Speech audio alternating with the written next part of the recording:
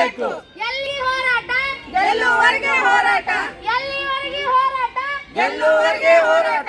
ಯಾರಿಗೆ ಜಾಗ ಯಾರಿಗೆ ಮನೆ ಇಲ್ಲೋ ಅಂತವ್ರಿಗೆ ಹಂಚಿಕೆ ಮಾಡ್ಬೇಕಂತ ಗೌರ್ಮೆಂಟ್ ರೂಲ್ಸ್ ಇದ್ರೂ ಮಹಾನಗರ ಪಾಲಿಕೆದವರು ಏನೋ ನಮಗ ಗಮನಕ್ಕೆ ಬಂದ ವಿಷಯ ಏನಂದ್ರೆ ಅವರು ದುಡ್ಡು ತಗೊಂಡು ಆಸ್ತಿ ಇದ್ದವ್ರಿಗೆ ಮನೆ ಇದ್ದವ್ರಿಗೆ ಅಂತವ್ರಿಗೆ ಅಲ್ಲೆಲ್ಲ ಮನೆಗಳನ್ನು ಎಲ್ಲ ಸಂಪೂರ್ಣವಾಗಿ ಅವು 421 ನಾನು ಮಾಹಿತಿ ಹಾಕದ ಮ್ಯಾಗೆ ನನಗ ಎಷ್ಟು ಮಂದಿಗೆ ಹಂಚಿಕೆ ಆಗ್ಯಾವ ಮ್ಯಾಗ ನನಗೆ 421 ಅಂತೇಳಿ ನನಗೆಲ್ಲ ಲಿಸ್ಟ್ ಕೊಟ್ಟಿದ್ದಾರೆ. 421 ಲಿಸ್ಟ್ ನಲ್ಲಿ ಯಾರ್ಯಾರ ಹೆಸರುಗಳಿದ ಅವ್ರು ನಾನು DC ಅವರಿಗೆ ಒಂದು ಮನವಿ ಬರೆದಿದ್ದೀನಿ.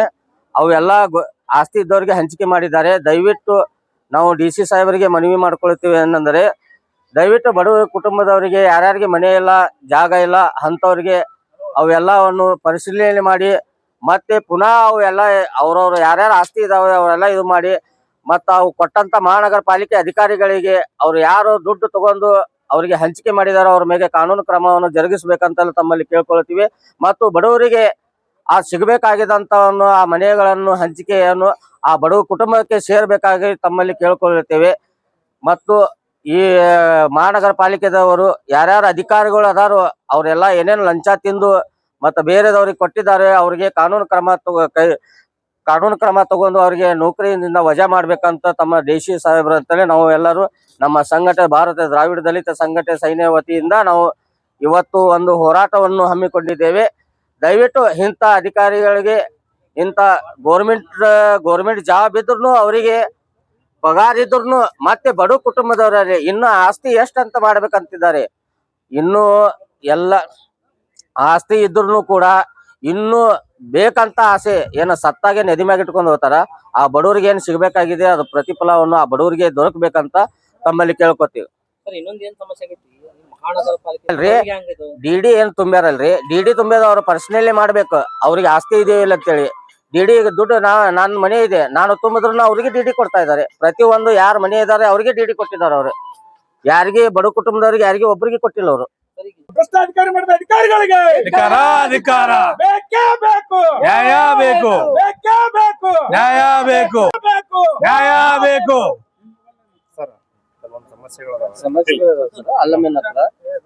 ಪ್ರಧಾನಮಂತ್ರಿ ಆಯೋಜನೆ ಒಳಗೆ ಮನೆಗಳಿಗೆ ಏನು ಹಂಚಿಕೆ ಆಗಲ್ಲ ಸರ್. ಬಡ ಕುಟುಂಬರಿಗೆ ಹಂಚಿಕೆ ಆಗ್ಬೇಕನ್ನೋದು ಸರ್.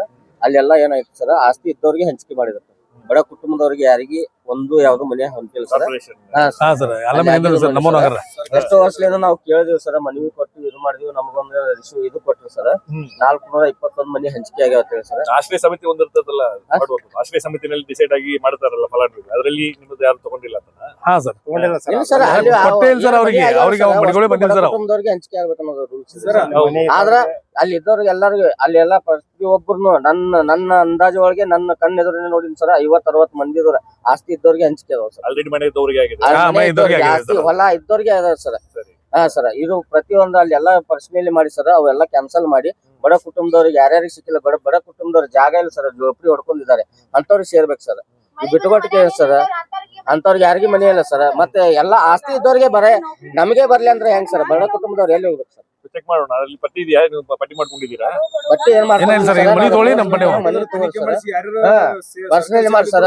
ಮತ್ತೆ ಈಗ ನಾವು ಮೊನ್ನೆ ಮಹಾನಗರ ಪಾಲಿಕೆಗೆ ಹೋದಾಗ ಸರ್, ಅಲ್ಲಿ ನಾವು ಕೇಳಿದ್ವಿ ಅವ್ರ ಡಿಪಾರ್ಟ್ಮೆಂಟ್ ದವ್ರಿಗೆ, ಒಬ್ಬರಿಗೆ 4,75,000 ರೂಪಾಯಿ ಕೊಟ್ಟು ಒಂದು ಮನೆ ಹಂಚಿಕೆ ಮಾಡಿಕೊಡ್ತೀನಿ ಸರ್.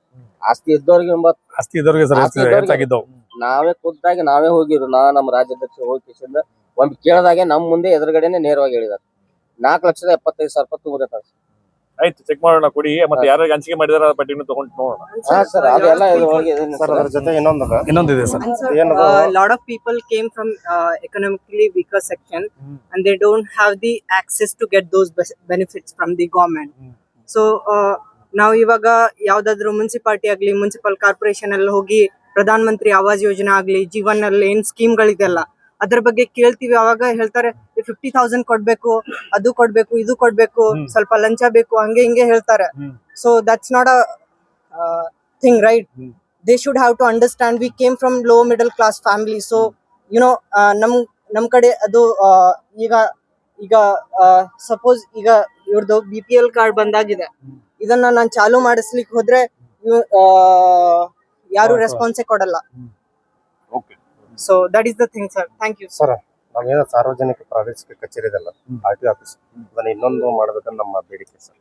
ಯಾಕಂದ್ರೆ ಅಲ್ಲಿ ಈಗ ಆಲ್ ನೋಡ ನಮ್ದು ಏನಂದ್ರೆ ರಮೇಶ್ ಕೌಲಿ ರಾಜ್ಯಾಧ್ಯಕ್ಷರು ಭಾರತೀಯ ದ್ರಾವಿಡ ಸೇನೆ ದಲಿತ ಸಂಘಟನೆ ಭಾರತೀಯ ಇವು ಮೂಲ ನಿವಾಸಿಗಳು ನಾನು ನಮ್ಮಲ್ಲಿ ಮನವಿ ಮಾಡಿಕೊಂಡ್ರೆ ವಿಜಯಪುರ 14 ತಾಲೂಕುಗಳಾಗಿ ಒಳಗೊಂಡಿದೆ. ಒಂದು ದೊಡ್ಡ ಜಿಲ್ಲೆ ಆಗಿದ್ದು ಜಿಲ್ಲೆಗೆ ಒಂದು ಪ್ರಾದೇಶಿಕ ಕಚೇರಿ ಇರೋದ್ರಿಂದ ಸಾರ್ವಜನಿಕ ನನಗ್ ಒಂದ್ ಮನಿ ಇಲ್ಲ ಒಂದ್ ಏನೇನು ಇಲ್ರಿ ಸರ್. ನನಗ ಗೋರ್ಮೆಂಟ್ ಮನಿ ಕೇಳಕ್ ಸರ್ ಬಲ್ಲಿ ಹೋದ್ರ ಸರ್ ಏನಂತಾರಿ 2 ಲಕ್ಷ ತುಂಬು 3 ಲಕ್ಷ ತುಂಬು ನಿನ್ಗ್ ಮನಿ ಮಾಡ್ತೀನಿ ಜಾಗ ಮಾಡ್ತೀನಿ ಅಂತಾರಿ ಸರ್. ಈ ಸದ್ಯಕ್ ನನಗ್ ಮನಿ ಇಲ್ರಿ ಸರ್. ನಾ 20 ವರ್ಷ ಆಯ್ತ್ರಿ ಸರ್ ಬಾಡಿಗೆ ಮನ್ಯಾಗ ಇರಾಕತ್ತೀನ್ರಿ. ನಾನು 3 ಮಕ್ಳು ಅದಾವ್ರಿ ಸರ್. ನಮ್ಮ ಮನಿಯವ್ರ ಇಲ್ಲ.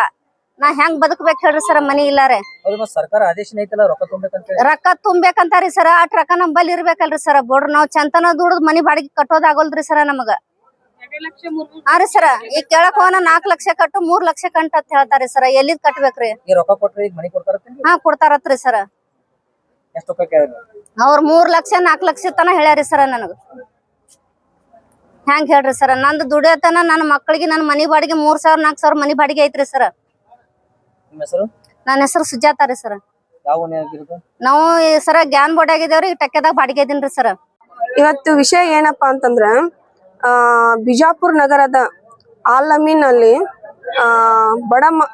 ಬಡ ಮಂದಿಗೆ ಆಶ್ರಯ ಯೋಜನೆ ಅಂತ ಹೇಳ್ಬಿಟ್ಟು ಮನೆಗಳನ್ನ ಸರ್ಕಾರದಿಂದ ಮಾಡಿದ್ದಾರೆ. ಆ ಮನೆಗಳು ಬಡ ಮಂದಿಗೆ ಹೋಗ್ಲಾರ್ದೆ ಶ್ರೀಮಂತರಿಗೆ ಹೋಗ್ತಾ ಇದಾವೆ. ಅದನ್ನ ಇವರು ಗಮನದಲ್ಲಿ ಇಟ್ಕೊಂಡು ಅದನ್ನ ಪರಿಶೀಲನೆ ಮಾಡಿ ಬಡ ಮಂದಿಗೆ ಕೊಡ್ಬೇಕಂತ ನಮ್ಮ ಆಶಯ. ಎಷ್ಟೋ ಮಂದಿ ಬಡವರು ಈಗ ಅದು ಮನಿಗಳನ್ನ 1,25,000 ಅಮೌಂಟ್ ಕೊಟ್ಟಾಗ ಒಂದ್ ಮನಿ ಕೊಡ್ತೀವಿ ಅಂತ ಹೇಳ್ತಾರೆ. ಇದು ಸರ್ಕಾರ ಏನ್ ಬಿಸ್ನೆಸ್ ಮಾಡ್ತಾ ಇದಾರೋ ಹೇಗೆ ಅಂತ. ಈಗ ಬಡ ಮಂದಿಗೆ ಫ್ರೀ ಆಗಿ ಕೊಡ್ಬೇಕಂತಾನೆ ಅದು ಆಶ್ರಯ ಯೋಜನೆಗಳನ್ನ ಮಾಡಿರ್ತಾರೆ. ಬೇಕಾದಂತ ಮನೆಗಳನ್ನ ಶ್ರೀಮಂತಿಗರಿಗೆ ಸೇರ್ಸ್ಬೇಡಿ ಅಂತ ನಮ್ಮ ಆಶಯ. ಈಗ ಶ್ರೀಮಂತರು ಏನ್ ಮಾಡ್ತಾರೆ, ಒಂದ್ 4 ಲಕ್ಷ 5 ಲಕ್ಷ ಕೊಟ್ಬಿಟ್ಟು ಮನಿಗಳನ್ನ ತಗೊಂಡ್ಬಿಡ್ತಾರೆ. ಅವ್ರ ಹೆಸರಲ್ಲೇ ಇವ್ರು ಮಾಡ್ಬಿಡ್ತಾರೆ. ಕೆಲವೊಂದ್ ಬಡವರು ಎಷ್ಟೋ ಇದನ್ ಮಾಡಿದ್ರು ಆಗೋದಿಲ್ಲ. ಅವರು ಬಾಡಿಗೆ ಕಟ್ಟಿನೇ ಸಾಯ್ಬೇಕು ವಿನಃ ಅವ್ರಿಗೆ ಮನಿಗಳನ್ನೇ ಸಿಗೋದಿಲ್ಲ. ಯಾರು ಅಮೌಂಟ್ ಕೊಟ್ಟು ಅವ್ರು ಇದನ್ ಮಾಡ್ತಾರೋ ಅವ್ರಿಗೆ ಮನಿಗಳು ಕೊಡ್ತಾರೆ. ಯಾರು ದುಡ್ಡು ಕೊಡೋದಿಲ್ಲೋ ಅವ್ರಿಗೆ ಮನಿಗಳು ಇಲ್ಲ. ಅವ್ರು ಮಳಿ ಬಂತು ಅಂದ್ರೆ ಮನಿಗಳು ಸೋರ್ಕೊಂಡು ಅವ್ರಿಗೆ ಏನಾದ್ರೂ ಹಾಳಾಗ್ ಹೋಗ್ಲಿ ಇವ್ರಿಗೇನು ಫರ್ಕ್ ಇಲ್ಲ. ಇವ್ರಿಗೇನು ಇವ್ರು ಆರಾಮಿದ್ರೆ ಸಾಕು ಅನ್ನೋದೇ ಇವ್ರ ಉದ್ದೇಶ. ಅದಕ್ಕೋಸ್ಕರ ನಮ್ದು ಏನೈತಿ, ಬಡ ಮಂದಿಗೆ ಮನಿಗಳನ್ನ ಆಗು ಹಂಗ ಮಾಡ್ರಿ. ಮತ್ ಈಗೇನೋ ಬಿಸಿಲು ಐತಿ, ಚಳಿಗಾಲ ಐತಿ, ನಡೀತದ. ಮಳಿಗಾಲ ಬಂತಂದ್ರಿ ಅವಾಗ ಪ್ರಾಬ್ಲಮ್ ಆಗ್ತದಲ್ಲ ಬಡ ಮಂದಿಗೆ. ಎಷ್ಟಂತ ಜೋಪಡಿ ಒಳಗಿರ್ತಾರ. ಜೋಪಡಿ ಎಲ್ಲ ಸೋರಿ ಎಷ್ಟೋ ಮಕ್ಕಳುಗಳು ಮನೆಯಲ್ಲಿ ನೀರಲ್ಲಿ ನಿಂದ್ರಬೇಕಾಗ್ತದ. ಅವೆಲ್ಲ ನೋಡ್ಬೇಕು. ಸ್ವಂತ ಮನಿಗಳು ಇಲ್ಲ. ಸ್ವಂತ ಮನಿಗಳು ಇಲ್ದವ್ರಿಗೆ ನೀವು ಮನಿಗಳು ಮಾಡಿಕೊಡ್ರಲ್ಲ. ಮನಿ ಇದ್ದವ್ರಿಗೆ ಯಾಕೆ ಮಾಡಿ ಕೊಡ್ತೀರಿ? ಇಲ್ದವ್ರ ಮನಿ ಮಾಡಿಕೊಡಿ. ಬಿಲ್ಡಿಂಗ್ ಮೇಲೆ ಬಿಲ್ಡಿಂಗ್ ಕಟ್ಟಿದವ್ರ ಮನಿ ಮಾಡಿಕೊಟ್ರೆ ಇವ್ರಿಗೇನ್ ಯೂಸು? ಅದಕ್ಕೋಸ್ಕರ ಇನ್ನೊಂದ್ ನಮ್ ಕಡೆದ್ ಏನಂದ್ರ, ಈ ಸರ್ಕಾರ ಯೋಜನೆಯಲ್ಲಿ ಮನಿಗಳನ್ನ ಕಟ್ಟಿದಾರಲ್ಲ ಅದ್ರಲ್ಲಿ ನಮಗೇನಂದ್ರ ಅಂತಸ್ತ್ ಮೇಲೆ ಅಂತಸ್ತ್ ಕಟ್ಟಬೇಡ್ರಿ. ಯಾಕಂತಂದ್ರೆ ಈಗ ಸಪ್ರೇಟ್ ಮಾಡಿ ಮಾಡಿದ್ರೆ ಅವ್ರಿಗೆ ಯೂಸ್ ಆಗುತ್ತೆ. ನೀವು ಬಿಲ್ಡಿಂಗ್ ಮೇಲೆ ಬಿಲ್ಡಿಂಗ್ ಕಟ್ಟಿದ್ರೆ ಕೆಳಗಿರೋರ್ಗೆ ಅಷ್ಟೇ ಇದು ಯೂಸ್ ಆಗುತ್ತೆ. ಮ್ಯಾಲ್ ಬಿಲ್ಡಿಂಗ್ ಮೇಲೆ ಇದ್ದವ್ರು ಎಲ್ಲಿ ಹೋಗ್ಬೇಕು? ಅವ್ರಿಗೇನೋ ಒಂದ್ ಪ್ರಾಬ್ಲಮ್ ಆಯ್ತು, ಬಿತ್ತು ಮಾಡಿತು ಸೀಡಿತು, ಅದೇನೋ ಒಂದ್ ಆಯ್ತು ಅಂದ್ರೆ ಮತ್ತ ಅವ್ರ ಹಳ್ಳ ಹಿಡಿದ್ ಮನಿಗೆ ಹೋಗ್ಬೇಕಲ್ಲ. ಎಲ್ಲಿಗೆ ಹೋಗ್ಬೇಕು? ಅವ್ರು ಮತ್ ರೋಡ್ಗೆ ಬೀಳ್ಬೇಕು. ಅದಕ್ಕೋಸ್ಕರ ಆಶ್ರಯ ಯೋಜನೆಗಳು ಮಾಡ್ತಾ ಇದೀರಲ್ಲ ಅವ್ರಿಗೆ ಯೂಸ್ ಆಗುವಂಗ್ ಮಾಡ್ರಿ. ಯೂಸ್ ಆಗ್ಲಾರ್ದಂಗ್ ಮಾಡ್ಬೇಡ್ರಿ. ಬಿಲ್ಡಿಂಗ್ ಮೇಲೆ ಬಿಲ್ಡಿಂಗ್ ಕಟ್ಟಬೇಡ್ರಿ. ಸಪ್ರೇಟ್ ಮನಿಗಳನ್ನ ಕಟ್ಟಿಬಿಟ್ಟು ಕೊಡ್ರಿ, ಅವ್ರಿಗೆ ಯೂಸ್ ಆಗುತ್ತೆ.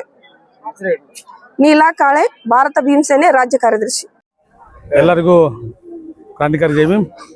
ಇವತ್ತು ನಾವು ಆಶ್ರಯ ಯೋಜನೆ ಮನೆಗಳ ಪರವಾಗಿ ಬಡ ಕುಟುಂಬದವರ ಪರವಾಗಿ ಅವ್ರಿಗೆ ಒಂದು TC ಅವ್ರಿಗೆ ಒಂದು ಮನವಿ ಮಾಡಿದ್ದೀವಿ. ಏನಂತ ಹೇಳಿ ಚಂದ ಆಶ್ರಯ ಇವೇನು ಅಲಮಿನಿಂದ ನಮ್ಮೂ ನಗರ ಇದೆಯಲ್ಲ, ನಮ್ಮೂ ನಗರದಲ್ಲಿ ಬಡವರಿಗೆ ಮನೆಯನ್ನು ತಲುಪಿಲ್ಲ. ಅದಕ್ಕಾಗಿ ಬಡವರು ನಮ್ಮ ಹತ್ರ ಇದು ಮಾಡ್ಕೊತ ಬಂದು ನಮ್ಮಲ್ಲಿ ನಮಗೆ ಮನೆ ಕೊಟ್ಟಿಲ್ಲ, ನಮ್ಮ ಮನೆ ಕೊಟ್ಟಿಲ್ಲ, ದುಡ್ಡು ತುಂಬ್ಕೊಂಡ್ರೆ ಮನೆ ಕೊಟ್ಟಿಲ್ಲ ಅಂತ ಹೇಳಿ ಹಿಂಗೇನೋ ಬಂದು ನಮ್ಗೆ ಹೇಳಿದ ಮೇಲೆ ನಾವು ಒಂದು DC ಅವ್ರಿಗೆ ಒಂದು ಮನವಿ ಮಾಡಿದ್ದೀವಿ. ಅದಕ್ಕಾಗಿ ಈ DC ಅವರು ಇದಕ್ಕೆ ಕ್ರಮ ತಗೋಬೇಕಂತ ಹೇಳಿ ನಾವು ಅವ್ರಿಗೆ ಒತ್ತಾಯ ಮಾಡಿದ್ದೀವಿ. ಎಷ್ಟು ಮನಿಗಳು ಹಂಚಿಕೆ 400 ಚಿಲ್ಲರ್ ಅದಾವ ಮನಿಗಳಲ್ಲಿ. ಅಲ್ಲಿ ಒಟ್ಟು ಹಂಚಿಕೆ ಆಗ್ಯಾವ. ಯಾರು ಕೇಳಿದ್ರು ಬಡವರು ಕೇಳಿದ್ರೆ ಕೊಟ್ಟೇವಿ ಎಲ್ಲ ಮುಗಿದ ಅಂತ ಹೇಳ್ತಾರೆ. ಲಂಚ ಎಷ್ಟು ಪಡೆದಿರ್ಬೋದು? ಲಂಚ ತಗೊಂಡಾರ ಅಂತ ಹೇಳಿದಾರ. ನಮಗೆ ನಾವು ಪಡೆದದ್ದು ನಮಗೆ ಅಷ್ಟು ಇದು ಇಲ್ಲ. ಲಂಚ ತಗೊಂಡಾರ ಅಂತ ಹೇಳ್ಯಾರ. ಆದ್ರೆ ಯಾರು ರೇಟ್ ತಗೊಂಡ್ರೆ ಗೊತ್ತಿಲ್ಲ. ಕ್ರಮ ಸಂಖ್ಯೆ ಎಷ್ಟು ಮನಿ ಹಂಚಿಕೆ? ಅಂದ್ರೆ ಮಿನಿಮಮ್ 25 ಅಲ್ಲ 421 421 ಮನೆಗಳು ಈಗ ಇನ್ನೂ ಎಷ್ಟು ಹಂಚಿಕೆ ಆಗ್ತಾವ ಗೊತ್ತಿಲ್ಲ. 421 ಮನೆಗಳು. ಅದರಲ್ಲಿ ಬಡವರಿಗೆ ಹೋಗಿ ಕೇಳೋಣ ಇದ್ರೆ ಬಡವ್ರ ಮನಿ ಇಲ್ಲ, ಮನೆಗಳು ಎಲ್ಲ ಫುಲ್ ಆಗ್ಯಾವು, ಎಲ್ಲ ಕೊಟ್ಟಿವಿ. ಅಂದ್ರೆ ಯಾರಿಗೆ ಕೊಟ್ಟಾರ ಮನಿ ಯಾರಿಗೆ ಕೊಟ್ಟಾರ? ಅವ್ರು ಬಡವ್ರಿಗೆ ಅಂದ್ರೆ ಮನಿ ಮುಟ್ಟೇ ಇಲ್ಲ.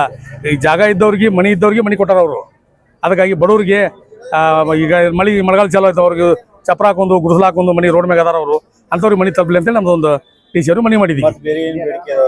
ಬೇರೆ ಬೇಡಿಕೆ ಇನ್ನೊಂದಿದೆ, ಸಾರ್ವಜನಿಕರ ಅನುಕೂಲಕ್ಕಾಗಿ ಒಂದು ಬಿಜಾಪುರದಲ್ಲಿ ಒಂದು RTO ಆಫೀಸು, ಈಗ ನಮ್ಮ ಬಿಜಾಪುರದಲ್ಲಿ ಒಂದು RTO ಆಫೀಸ್ ಇದೆಯಲ್ಲ, ಆ RTO ಆಫೀಸು ಎರಡು ಅಂತ ಮಾಡ್ಬೇಕಂತೇಳಿ ನಮ್ದೊಂದು ನಿರ್ಣಯ ಆಗ್ಯದ. ಏನಪ್ಪ ಅಂತಂದರೆ ಜಮಖಂಡಿ ಮತ್ತು ಬಾಗಲಕೋಟೆ ಎರಡಾಗಿದೆ. ಈಗ ಬಾಗಲಕೋಟದಲ್ಲಿ ಒಂದಾಗಿದೆ, ಜಮಖಂಡಿಯಲ್ಲಿ ಪಾಸಿಂಗ್ ಮಾಡ್ತಾರೆ RTOಗಳು. ಇಲ್ಲಿ ನಮ್ಮ ಬಿಜಾಪುರ ತಾಲೂಕಿನಲ್ಲಿ ಸಾರ್ವಜನಿಕರಿಗೆ ತೊಂದರೆ ಆಗ್ತಾ ಇದೆ. ಎಲ್ಲರೂ ಅಲ್ಲಿಂದ ಮುದ್ದೆಬಾಳದಿಂದ ಬಿಜಾಪುರಕ್ಕೆ ಬರಬೇಕು, ಸಿಂದಗಿದಿಂದ ಬಿಜಾಪುರಕ್ಕೆ ಬರಬೇಕು, ಇಂಡಿದಿಂದ ಬಿಜಾಪುರಕ್ಕೆ ಬರಬೇಕು. ಅದಕ್ಕಾಗಿ ಡಿ ಸಿ ಅವರಿಗೆ ನಾವು ಒಂದು ಏನು ಮನವಿ ಮಾಡ್ಕೊಂಡಿದ್ದೀವಿ, ಸಾರಿಗೆ ಸಚಿವರಿಗೂ ನಾವು ಮನವಿ ಮಾಡ್ಕೋತೀವಿ, ಒಂದು ಮನವಿ ಮಾಡ್ಕೋತೀವಿ. ಏನಂತೇಳಿ ಇಲ್ಲಿ ಬಿಜಾಪುರದಾಗ ಇನ್ನೊಂದು RTO ಆಫೀಸ್ ಆಗಲಿ, ಜನಸಾಮಾನ್ಯರಿಗೆ ಅನುಕೂಲ ಆಗಲಿ ಅನ್ನೋ ಉದ್ದೇಶಕ್ಕಾಗಿ ಚಂದ ಒಂದು ಡಿ ಸಿ ಅವರಿಗೆ ಒಂದು ಮನವಿ ಮಾಡಿದ್ದೀವಿ.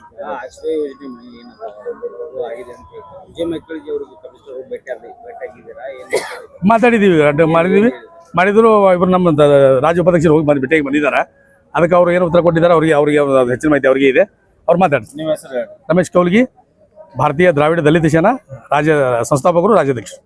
ಜನರಿಗೆ ಇರಾಕ್ ಜಾಗ ಇರಲ್ಲ, ಮಳಿ ಬರ್ತೈತಿ. ಹಾಗೆ ಅವ್ರು ದುಡ್ಕೊಂಡ್ ಬಂದ್ ಕಿಸಿಂದ್ರೆ ಎಲ್ಲಿ ಮುನ್ಕೋಬೇಕು? ಇದ್ದವ್ರ ಮನಿ ಕೊಟ್ರೆ ಎಲ್ಲಾರ್ದವ್ರು ಎಲ್ಲಿ ಹೋಗ್ಬೇಕು? ಅದು ಬಡವ್ರ ಸ್ಕಿನ್, ಬಡವ್ರಿಗೆ ಕೊಡ್ಬೇಕು, ಬೇರೆದವ್ರಿಗೆ ಕೊಟ್ರೆ ನಡೆದಿಲ್ಲ ಸರ್.